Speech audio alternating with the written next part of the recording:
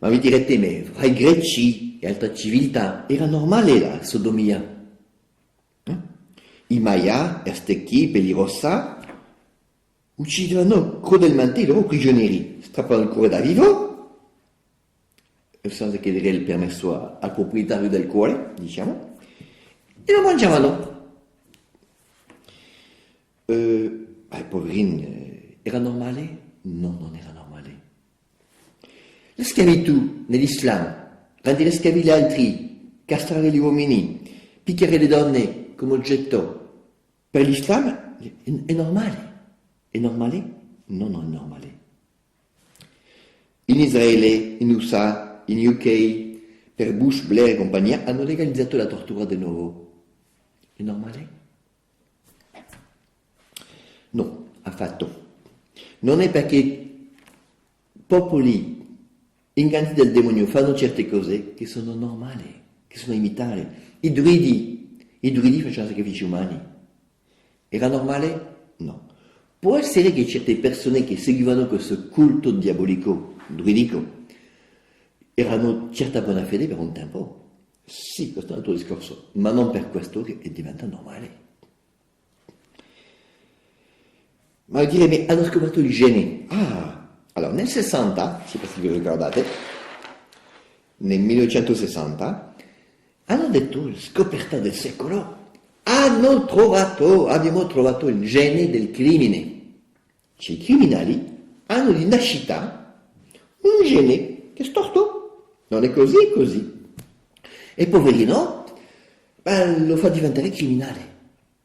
Non è colpa sua. Poveri criminali, i cattivi sono chi li mette in carcere. Hanno un gene. Negli anni 80, vi ricordate? Di nuovo un'altra bomba. Nelle notizie abbiamo scoperto il gene della sodomia, che chiamano omosessualità. Poveri omosessuali o lesbiche, non è colpa loro, sono nati con un gene storto? No. Quando si fa tutte le volte, si fa analisi su persone rari, ragazzi, ragazze che si comportano con questo tipo di peccato, il loro equilibrio ormonale è perfetto, non ha fatto in questione di gene. Poi nel 2004, è molto interessante, hanno inventato, indovinate che cosa?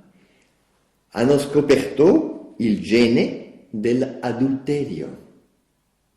Signora, però tu mi hai tradito. Signora, non è colpa sua, è nato con un gene storto. Ma la moglie è trovato con un altro. Scusa, è nata anche lei con un gene storto? È interessante. Attenzione, perché adesso nel 2015, fra poco troveranno il gene del ladro. Ti hanno rubato la macchina? Sforzato la porta, ha rubato tutte le cose in casa, va dalla polizia, dai carabinieri, e cosa ti diranno? Signore, non possiamo fare niente, lei non rispetta questa povera gente, loro sono nati con il gene storto del ladro. E poi inventeranno quelli del violentatore, chi viola le ragazze, è già cominciato.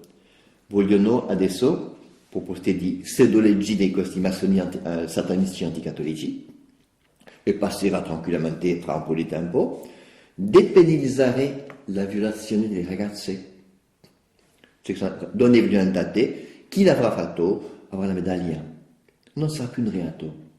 Come dichiarare il falso nel bilancio in Italia, è l'unico paese al mondo dove non è un reato, nonché un bene. Legge italiana. Lasciamo perdere.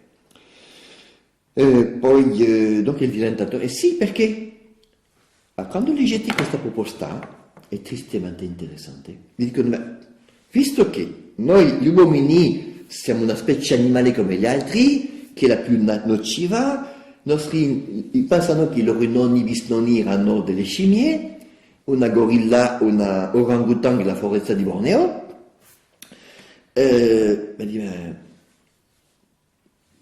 se un uomo violenta, le reazioni animali è un animale, donc secondo istinto, donc non si può castigarlo.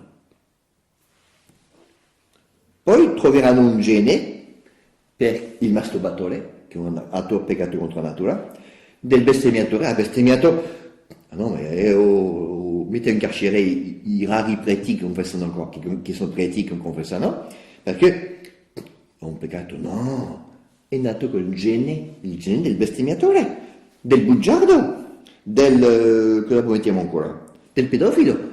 I poveri pedofili sono nati con un gene. Ridete, ma no, non scherzo.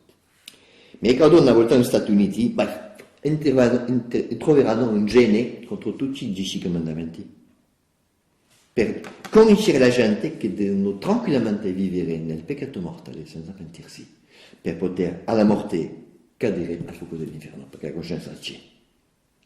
Non si può toglierla.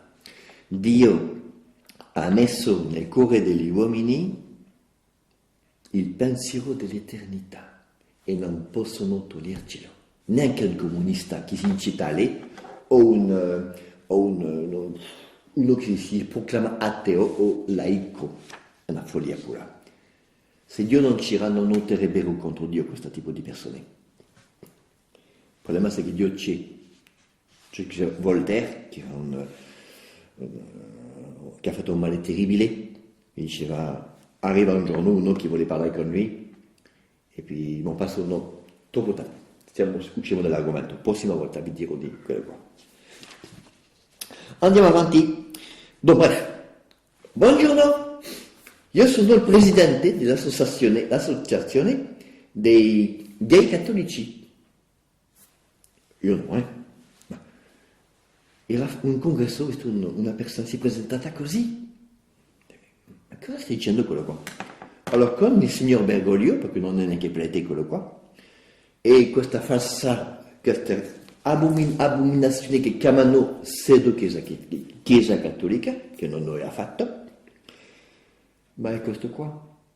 Buongiorno, ha ricevuto il presidente dell'associazione degli archi gay cattolici. Buongiorno, io sono il presidente dell'associazione dei bestemmiatori cattolici. Ah, bene, bene. E tu? Io sono il presidente dell'associazione dei adulteri cattolici. Ma ciascuna scelta, no? Vedete, doveva finire quando si nega Dio e i comandamenti saggi che ci ha dato per andare in paradiso. Beh, andiamo avanti, così bref. Soltanto l'unico nemico dell'umanità che raccoglie il top del punteggio in odio contro di lui, sapete chi è? Gesù Cristo, Dio. E è l'unico che è venuto a salvarci, nato nel grotta al freddo per noi, al freddo al gelo, muore sulla croce per noi. E nascere nella Santa Chiesa per darci il suo sangue e offrirsi il martirio per le anime. Soltanto lui sarà un invece. Fine di ogni morale. Se è tutto il gene, non c'è più problema di peccati. No, niente più morale, niente più giustizia. In Italia non c'è giustizia, lo sapete come me. Mandiamo a casa i preti, confessare non è più bisogno. Non è peccato, poverini, è un animale. Polizia e giudici, per ciò che servono. E chiudiamo i carceri. Non è colpa loro. No? Beh, andiamo avanti. Mi direte, ma padre, sono istinti, pulsioni, poverini, non possono resistere.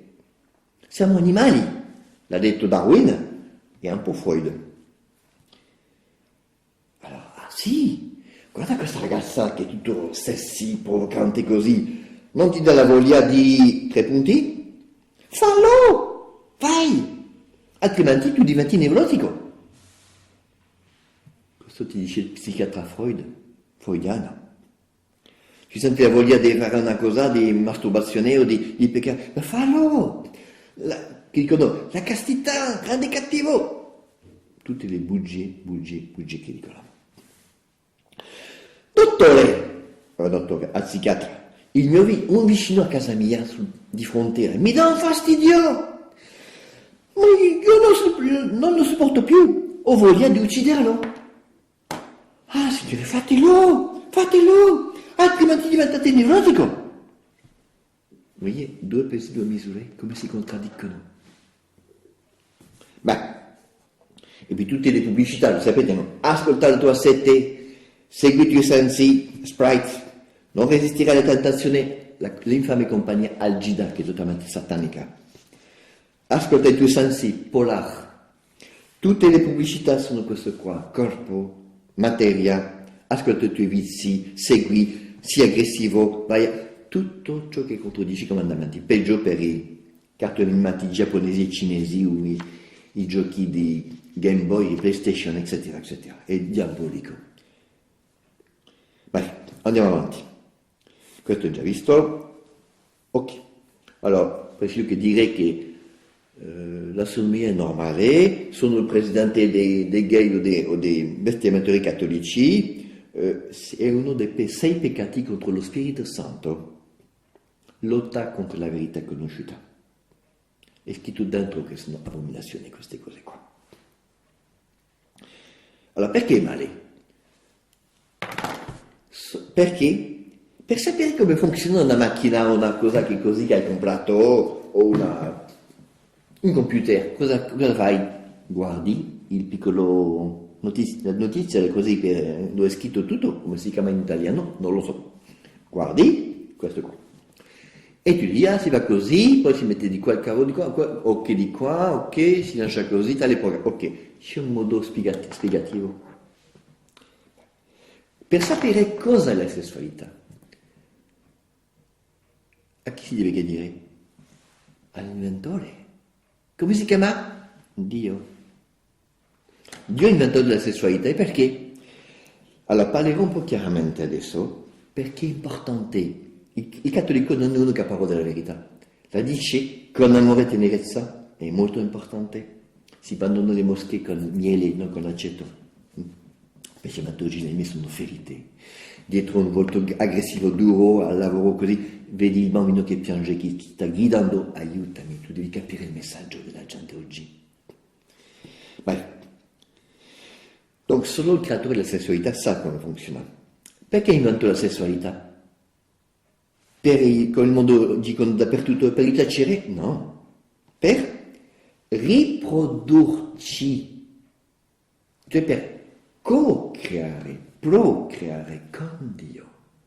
E l'unica cosa che si è riservato si fa con Lui. E con che cosa si fa la sessualità?